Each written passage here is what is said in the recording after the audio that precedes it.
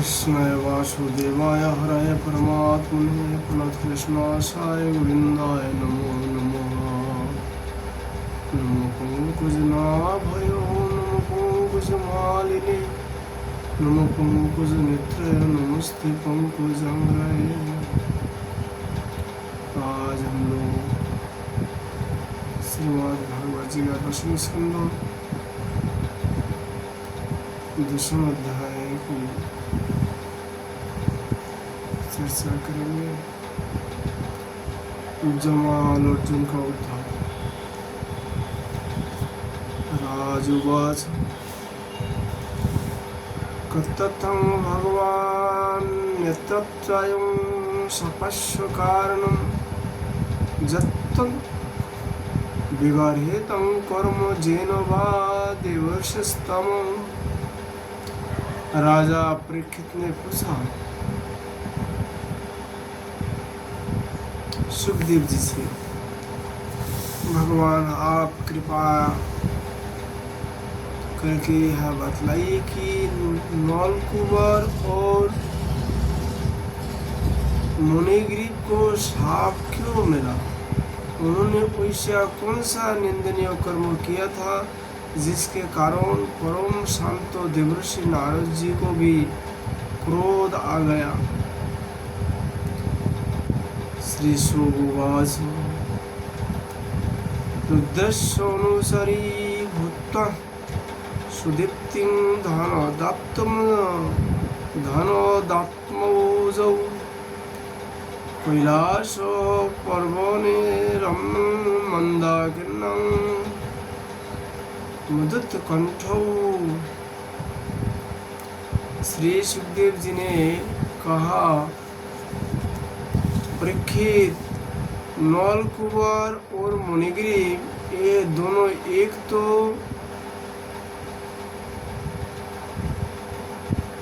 धनातक कुबर के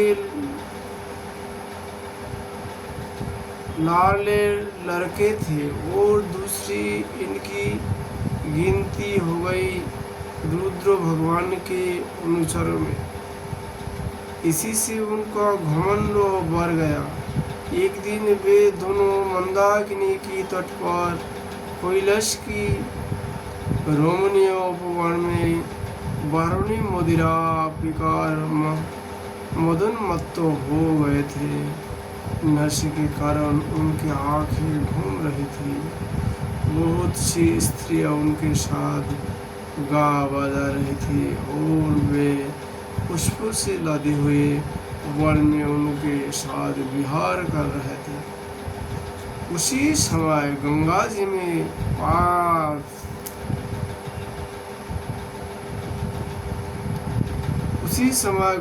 जी में पात के पात कमल खिले हुए थे। वे स्त्रियों के साथ जल के भीतर घुस गए और जैसे हाथियों का जोरा हथिनियों के साथ जल क्रिया कर रहा हो, वैसे ही वे उन युवतियों के साथ तरह तरह की क्रिया करने लगे।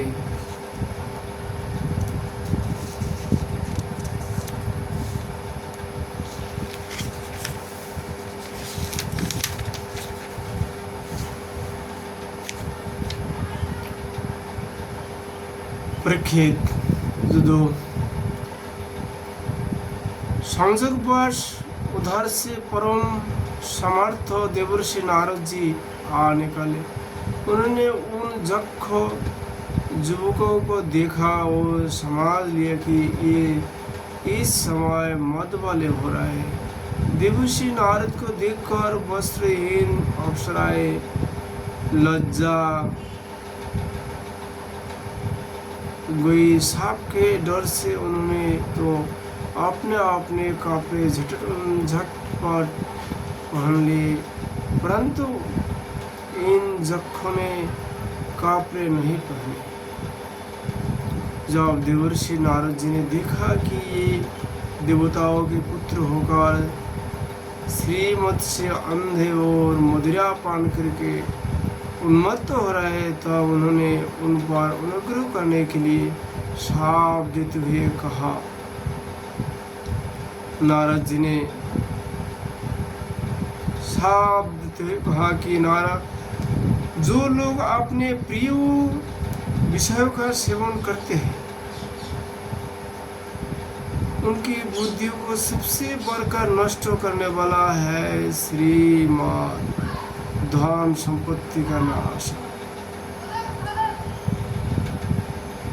हिंसा आदि रजगुणी कर्म और कुलीनता आदि का अभिमान भी उसी से बढ़कर बुद्धि मनुष्य नहीं है, क्योंकि श्रीमत के साथ साथ तो स्त्री जुआ और मदिरा भी रहती है।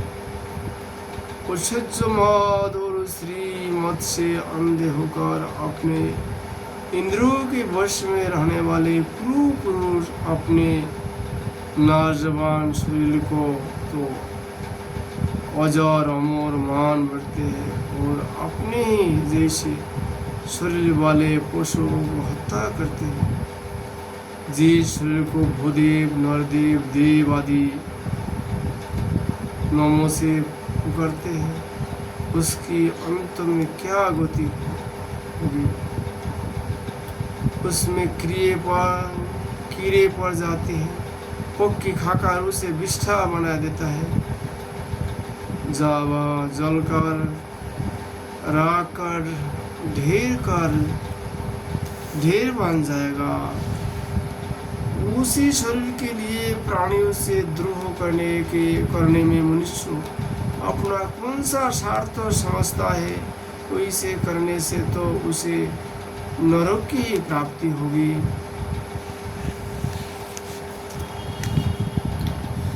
बतलाइए तो सही, यह शरीर किसकी संपत्ति है? अन्न देकर पालने वालों को है, या गर्भधान करने वाले पिता की। यह शरीर उसे 9 महीना पेट में रखने वाले माताओं का अथवा माताओं को भी पैदा करने वाले नाना का, जो बलवान पुरुष बल प्रभु इसी से काम करा लेता है उसका है, अथवा दाम देकर खरीद लेने वाले का। सीता की चीज धधकती आग में जल जाएगा उसका है, अथवा जो कुत्ते शेर उसको शीत कर खा जाने की आशा लगाए बैठे उनका। यह शरीर एक साधारण सी वस्तु है, प्रकृति से पैदा होती है और उसी में समाप्त समा जाता है। वैसी स्थिति में मूर्ख पशुओं को सेवा और वैसा कौन बुद्धिमान है जो इसकी अपना आत्मा मानकर दूसरे को कष्ट पहुँचाएगा, उनके प्राण लेगा। जो दुष्ट श्रीमत से अंधे हो रहे हैं उनके आंखों में ज्योति डालने के लिए दरिद्रता ही सबसे बड़ा अंजन है, क्योंकि दरिद्र यह देख सकता है कि दूसरे प्राणी भी मेरे ही जैसे है। जिसके शरीर में एक बार कांटा गड़ जाता है वह नहीं चाहता है कि किसी भी प्राणियों को कांटा गड़ने की पीड़ा सहनी पड़े, क्योंकि उस पीड़ा और उसके द्वारा होने वाले विकारों से यह समझता है कि दूसरे को भी वैसी ही पीड़ा होती है, परंतु जिसी को भी कांटा गड़ा ही नहीं वह उसका पीड़ा का अनुमान नहीं कर सकता। दरिद्र में घमंड और हेकड़ी नहीं होती, वह सब तरह के मधु से बसाए रहता है, बल्कि दैववश उसे जो कष्ट उठाना पड़ता है वह उसके लिए एक बहुत बुरी समस्या भी है। जैसे प्रतिदिन भोजन के लिए अन्न जुटाना पड़ता है, भूख से जिसका शरीर दुबला पतला हो गया है, उस दरिद्र की इंद्रिया भी अधिक विषय नहीं भोगना चाहती। सुख जाती है और फिर वह अपने भोगों के लिए दूसरे प्राणियों को सताता नहीं, उनकी हिंसा नहीं करता।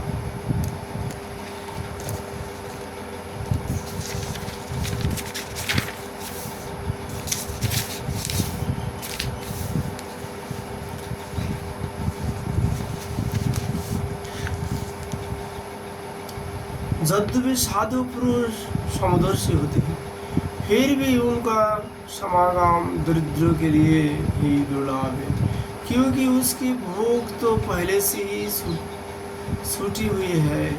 अब संतों के संग से उनकी लालसा तृष्णा भी मिट जाती है और शीघ्र ही उसका अंतःकरण शुद्ध हो जाता है। जिन महात्माओं को चित्त में सबके लिए समता है, जो केवल भगवान के चरणार बिंदु का मकरंद रस पीने के लिए सदा उत्सुक रहते हैं, उनने दुर्गानों के खजाने के अथवा दुराचारियों के जीवन का चलाने वाले और धन के मत वाले दुष्टों की क्या आवश्यकता है। वे तो उनकी अपेक्षा की ही पात्र हैं।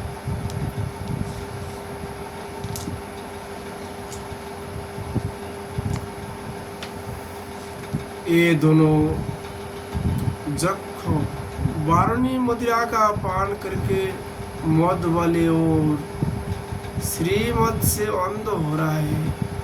अपने इंद्रियों के अधीन रहने वाले इन स्त्री लंपट जख का अज्ञान जनित तो मद में चूर चूर कर दूंगा। देखो तो सही कितना अनर्थ है कि ये लोकपाल कुबेर के पुत्र होने पर भी मदोन्मत्त होकर अचेत हो रहा है और इनको इस बात का भी पता नहीं है कि हम बिल्कुल नंगे धोंगे हैं। इसलिए ये दोनों अब वृक्ष जनी में जाने के योग्य है। वैसा होने से इन्हें फिर इस प्रकार का अभिमान ना होगा। वृक्ष जुनी में जाने पर भी मेरी कृपा से इन्हें भगवान की स्मृति बनी रहेगी और मेरे अनुग्रह से देवताओं को 100 वर्ष बीतने पर इन्हें भगवान श्री कृष्ण का सान्निध्य प्राप्त होगा और फिर भगवान के चरण में परम प्रेम प्राप्त करके ये अपने लोक में चले जाएंगे। श्री सुखदेव जी कहते हैं, देवर्षि नारद इस प्रकार कहकर भगवान नर नारायण के आश्रम पर चले गए। नल कुमार और मुनिग्रीव ये दोनों एक ही साथ अर्जुन वृक्ष होकर जमल अर्जुन नाम से प्रसिद्ध हुए। भगवान श्री कृष्ण ने अपने परम प्रेमी भक्त देवर्षि नारद जी की बात सत्य करने के लिए धीरे धीरे उखाल घसीटते हुए उस ओर प्रस्थान किया जिधर जमाल अर्जुन वृक्ष थे। भगवान ने सोचा कि देवर्षि नारद मेरे अत्यंत प्यारे हैं और ये दोनों ही मेरे भक्त कुबेर के लड़के हैं, इसलिए महात्मा नारद ने जो कुछ कहा है उसे मैं ठीक उसी रूप में पूरा करूंगा। यह विचार करके भगवान श्री कृष्ण दोनों वृक्षों के बीच में घुस गए। वे तो दूसरी ओर निकल गए, परंतु उखाड़ टेढ़ा होकर अटक गए। दामोदर भगवान श्री कृष्ण के कर्मों में श्री कृष्ण की कमर में रस्सी कसी हुई थी। उन्होंने अपने पीछे लुढ़कते हुए उखाल को ज्यों ही तनिक जोर से खींचा, त्यों ही पैरों की सारे जड़ें उखाड़ गए। समस्त बल विक्राम के केंद्र भगवान का तनिक सा जोर लगती ही पैरों के तने शाखाएं छोटी छोटी डलियां और एक एक पत्ते कांप उठे और वे दोनों बड़े जोर से तरतराते हुए पृथ्वी पर गिर पड़े। उन दोनों वृक्षों से अग्नि के समान तेजस्वी दो सिद्धों पुरुष निकाले। उनके चमचमाते हुए सौंदर्य से दिशाएं दमक उठे। उन्होंने संपूर्ण लोक के स्वामी भगवान श्री कृष्ण के पास आकर उनके चरण में सिर रखकर प्रणाम किया और हाथ जोड़कर शुद्ध हृदय में वे उनकी इस प्रकार स्तुति करने लगे। उन्होंने कहा, सच्चिदानंद स्वरूप सबको अपनी ओर आकर्षित करने वाले परम जोगेश्वर श्री कृष्ण आप प्रकृति से अतीत स्वयं पुरुषोत्तम है। वेदज्ञ ब्राह्मण यह बात जानते हैं कि यह व्यक्त अव्यक्त संपूर्ण जगत आपका ही रूप है।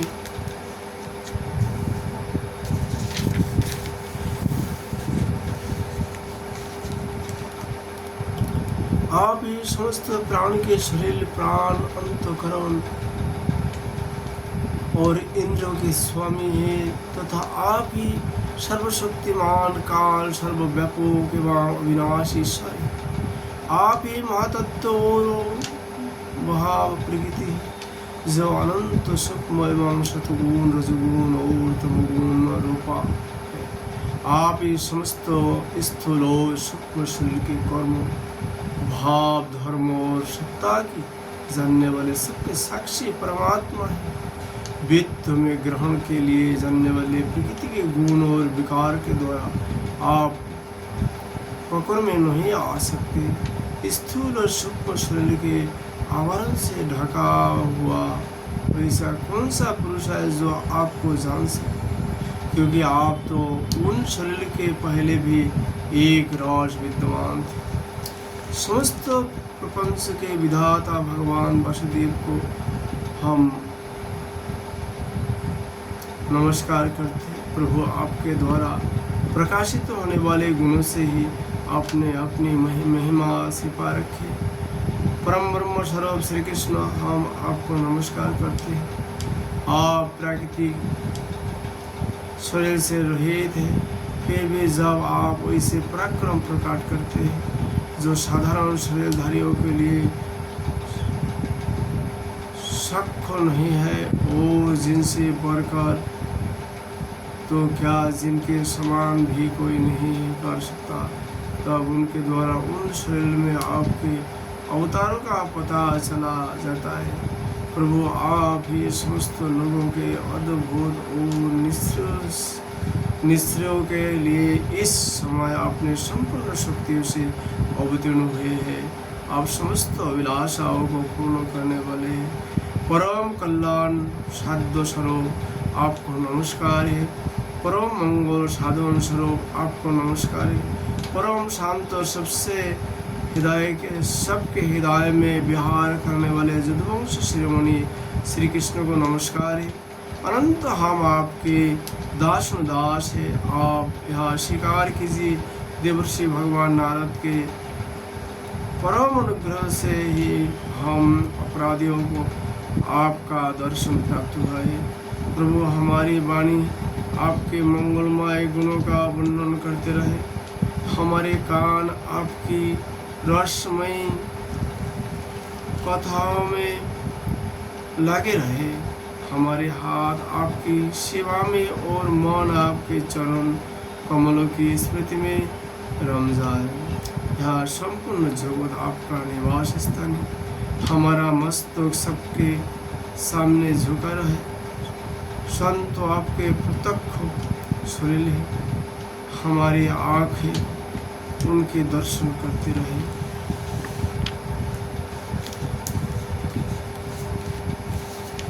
श्री सुखदेव जी कहते हैं, सौंदर्य माधस्य निधि श्री गोकुलेश्वर श्री कृष्ण ने नल कुमार और मणिग्रह के इस प्रकार स्तुति करने पर रस्सी से उखाल में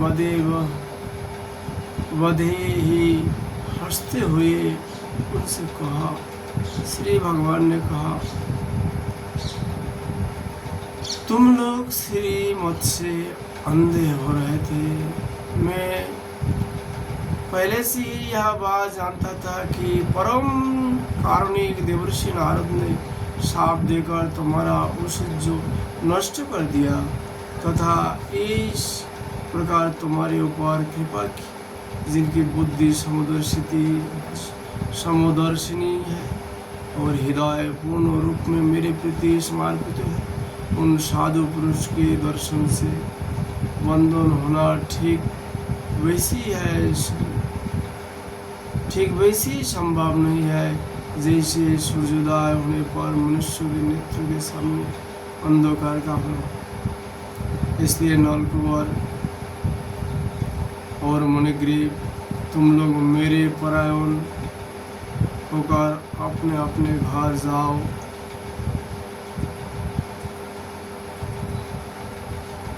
तुम लोगों को संसार चक्र में सराहने वाले अनन्य भक्ति भाव की जो तुम्हें अविष्ट है प्राप्त हो गई है। श्री सुखदेव जी कहते, जब भगवान ने इस प्रकार कहा तब उन दोनों ने उनकी परिक्रमा की और बार बार प्रणाम किया। इसके बाद उखल में बांधे हुए सर्वेश्वर की आज्ञा प्राप्त करके उन लोगों ने उत्तर दिशा की यात्रा की।